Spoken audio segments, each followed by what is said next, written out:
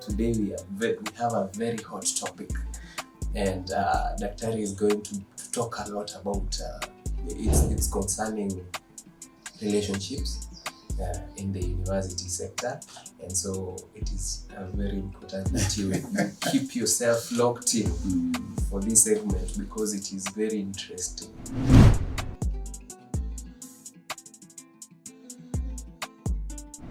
She just sends around 20 or 50 highs to her boyfriends, and out of the 50, there are some whom will send something small for lunch. There are some who respond. Just as Donna said in this podcast, we try to unchain the whole idea behind the psychology of behaviors.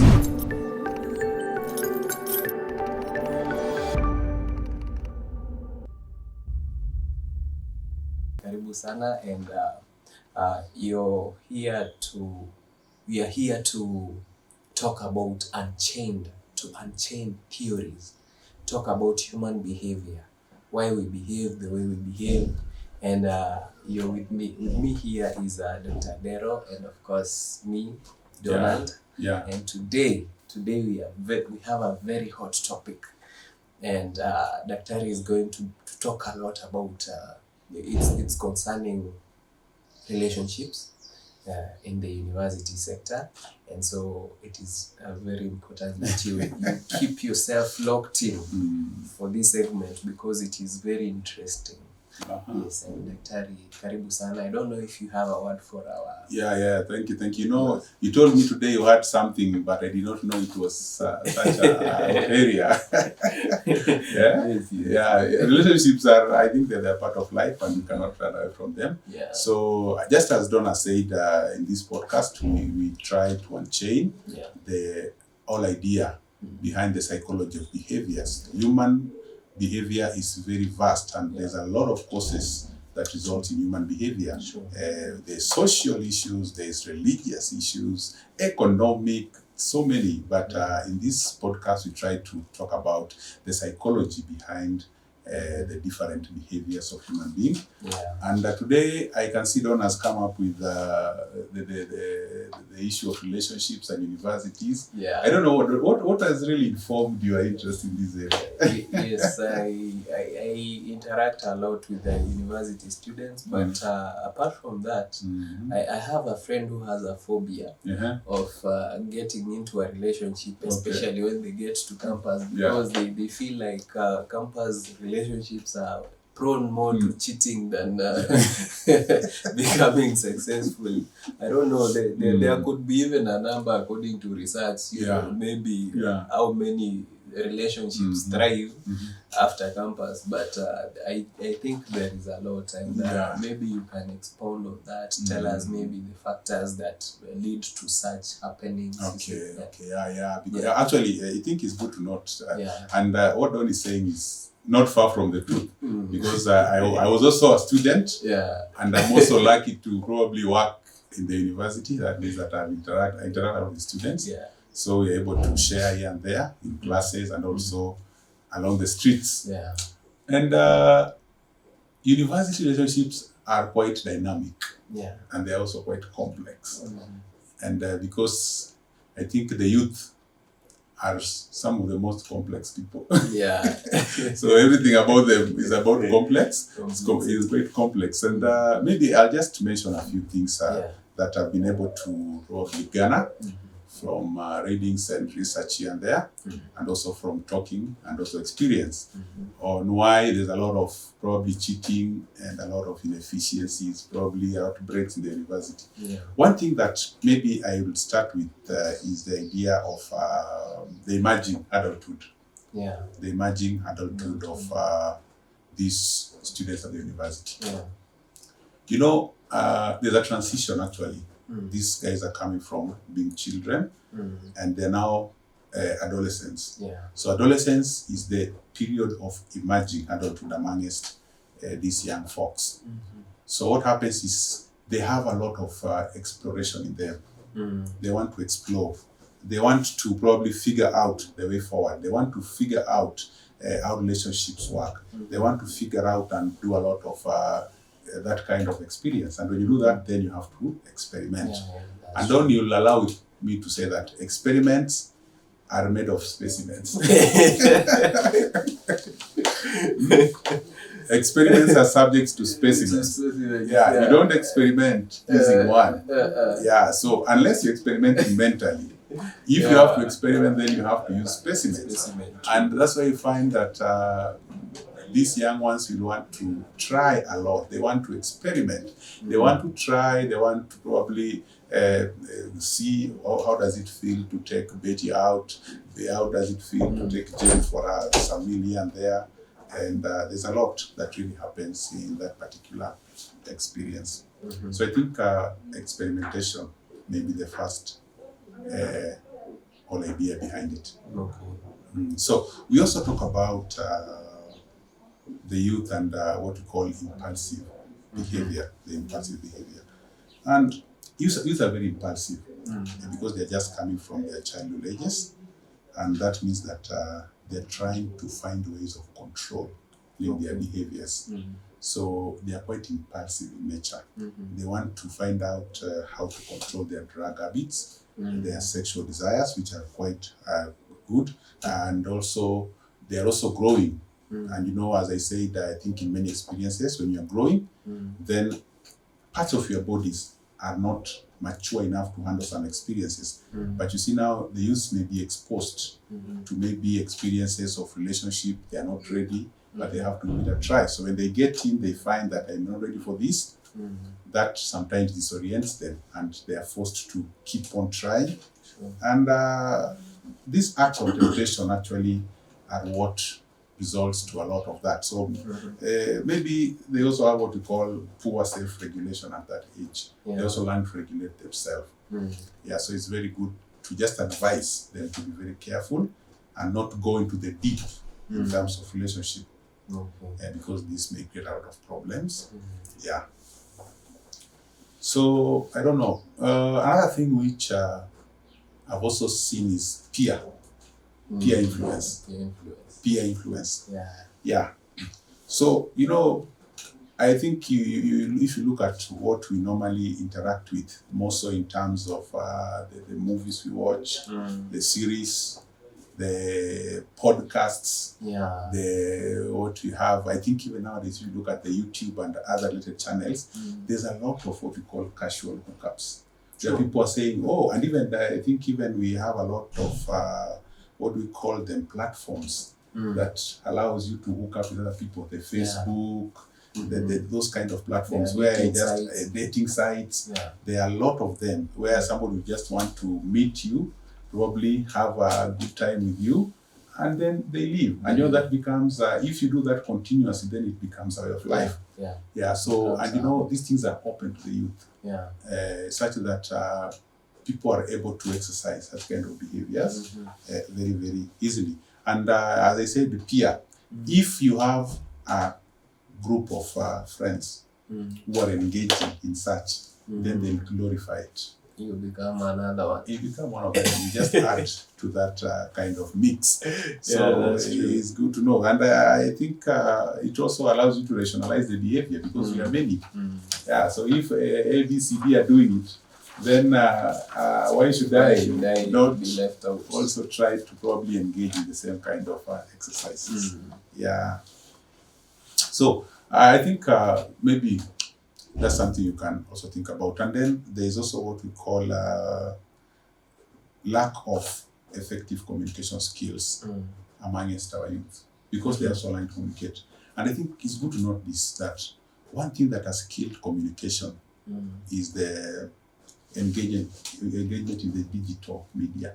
Because people nowadays are so much. I think even if you enter a matatu, you know, in our times it was good when you entered a public service vehicle, there were no phones and not much to do. And people will tell you that I got a friend today as I was traveling. But nowadays I think it's very sad. The moment I get into a matatu or into a public service vehicle, I just put my phone on. In fact, I'll just take my earbuds or I take my earphones, put them on. And then now that journey, the only thing I can do is listen to music, watch some movies, up until the end of the journey. So I don't get to interact with people. True. Yeah, and even if you look at students, once they're out of classes, they are always on their phone, and that means communication has really gone bad. And I think when that happens, then relationships are about communication. Yeah. So that when something happens, and as human beings, we are bound to probably disagree and agree in different instances. So that means that if we disagree and we don't create channels of communication, then that relationship is likely to do what? To go down. Yeah. And if it goes down, then I look for another one. And if I'm doing that one for so many other times, then at the end of the day, I end up now being a serial, probably relationship person. Yeah, so I think communication, and as I've said, is being fueled by our current gadgets and technology.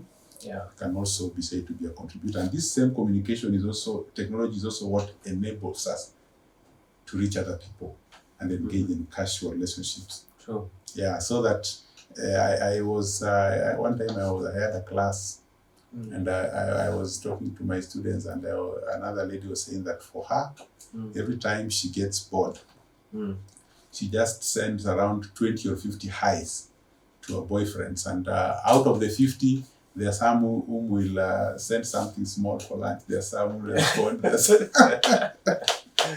So you kind of wonder, you see, people cannot get bored. Yeah. And you see, if that is your friend and you are not communicating with her, then she has so many other people that she can communicate with. That means issues are not sorted. And if you're doing the same on your side, then probably that leads to relationship breakdown.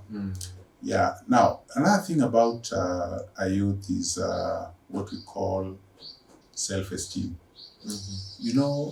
The youthful stage is a very self-conscious stage. True.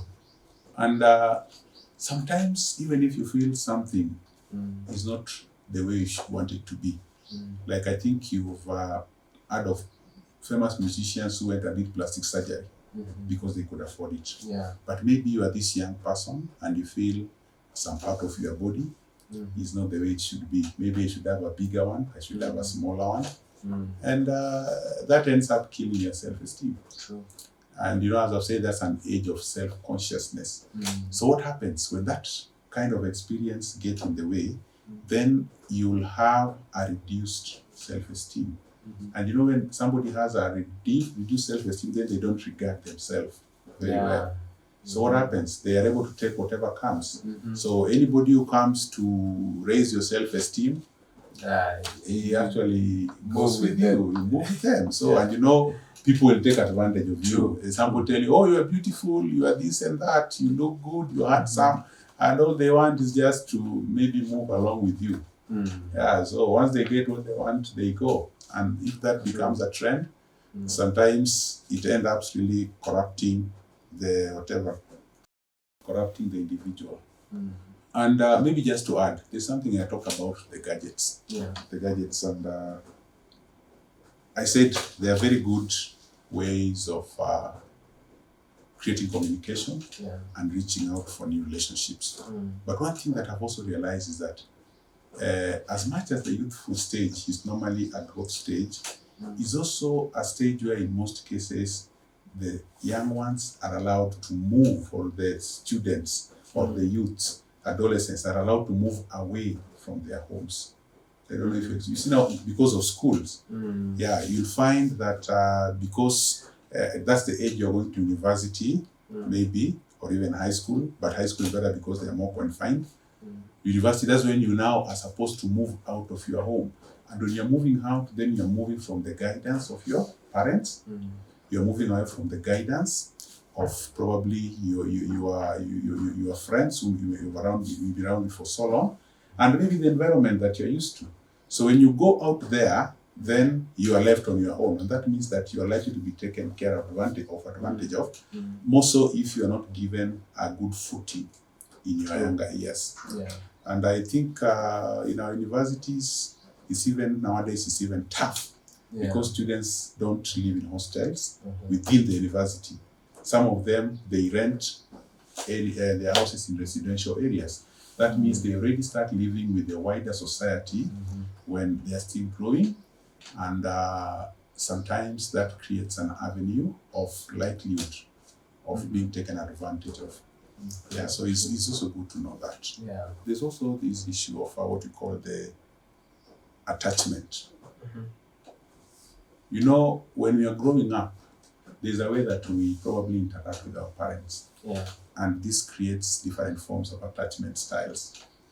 So at the end of the day, if by any chance you're not able to have a very strong relationship with your parents, then this translates all the way to the older years. So you'll generally develop this kind of a detached kind of behavior. And this is very common. You know, there are people, you know, in psychology, we normally say there are people who will end up coming with some behavior so they cannot get very close to you. And I think you've come across, I don't know if you've come across those kind of people, where you find that somebody does not want to get very close because they have developed some kind of detachment in their general character. They are detached, and this begins from the time when they're very young and very close to their parents. So they are scared. Maybe when they were young, what happens is they were being abandoned by their parents. They were not taken good care of. Sometimes they'd be left in the house. So they learned to be alone. They learned to live in seclusion. They learned to be individualistic in their way of living. And because of that, when they are old, they also tend to develop the same behaviors, such that anytime you want to get close to them, they do what? They detach and they move away from you. So you see, that's a very hard person to relate with. And, you know, if you're in a relationship with such kind of a person, then you may wonder what is really happening. But they're suffering from problems which are beyond your comprehension and also maybe beyond your solution. So you'll try, but these are well ingrained in them. I have seen, even in the recent times, and especially this young generation, whenever you see someone posting themselves maybe about a heartbreak or something like that, people are blaming that person that you didn't practice the laws of detachment. Exactly. Like, you should be in a relationship but detached from that relationship. And you wonder, then how can you be in a relationship and you're detached from a relationship? You see, like some of those things, I have never come to understand how someone can practice the laws of detachment, whereas they are attached to. Exactly. Yeah. In fact, it's like you are drinking water, but you don't want your stomach to get full. Because if you're looking for attachment, then how do you again detach yourself? Yeah. And you know, I think that's really something. And as I've told you, some of these habits, they have a history. They don't just begin when the two of you are actually interacting. So you see, if you deal with such kind of a person, then you have really gotten yourself into so much problems, because they'll always, and you know, the bad thing is they'll always see something good and they'll go after it. But once they get that particular thing or person, then they don't want to now get close. And you know, it's very, very challenging. It's very, very challenging. And you can always pray that you don't get to marry such kind of a person. You relate and leave it at that. Maybe as we wind up, there's also what we call the fun-seeking youth. And you know, relationship comes with a lot of fun. Because I think in relationship during the initial stages, people will sacrifice. And I used to see, I don't know how the current guys are, but in our time we used to have something called the HELP, Higher Education Loans Board, which used to give students loan. And for that, normally at the beginning of the semester, students had a lot of money. So what happened is, with this money, they'd take their girls out, but as the semester proceeded, now this money faded away. And that means that the fund that was there fades away. In fact, we used to have a joke where Bob said that when the term was beginning, you would eat a chicken. And then when the term was, it was at the middle of the term, you'd begin by eating the chicken, and then you eat chicken food. And then, I don't know, chicken products. You eat chicken and then chicken products like eggs. And finally you eat chicken food. Like Githeri and meat and stuff. So basically that was the genesis and the finishing of relationships. So you see, if you get somebody who is attracted to the thrills and the fun of the going out, probably the hikes, the such like things, when it ends, then they're likely to do what? And you know, being that the youth is a period of experimentation, somebody may be inclined towards those kind of ideas, maybe not permanently, but you'll be unlucky if they are practicing with you. Yeah. And then finally, maybe just two, so that we don't also, I know these things are interrelated. We have expectations which are normally set by the social media, and I think you've talked about it. Yeah, if you look at the social media, you'll find that people have a lot of expectations and also some kind of formats of how relationships should look like. You know, we do this with my love, I do ABCD, we go out on these areas. And you know, sometimes somebody translates that maybe that's the way things should be. That's what love is. In fact, now that people are very, I normally even see you when you're just taking a journey and you're in a vehicle and people, and you get to some area and people are busy taking pictures. They are just traveling, but you know, when they post on social media, they'll say they are on a tour. They are going somewhere, and you know, the person really gets a lot of pressure. The viewers, because they think they are behind. And the next time, I want you to also take me there. So if you cannot be taken there, then you look for somebody who can take you there. And I think it's peer pressure, part of it, and it is fueled by the social media. So there's a lot, and I know there's a lot of other cropping issues, but I think psychologically, those are some of the areas that may lead to a bit of disorganization in relationships. Of course, you know, the youth have a lot of issues. Wow, that is very educational.